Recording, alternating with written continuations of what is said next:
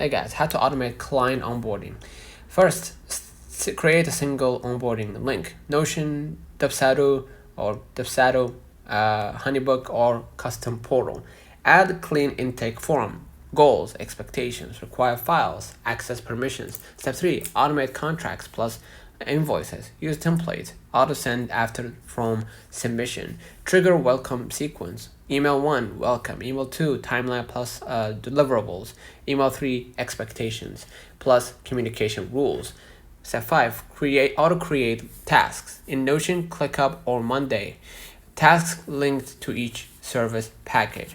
Step 6, add an automated kickoff call scheduler. Integrate Calendly with your CRM.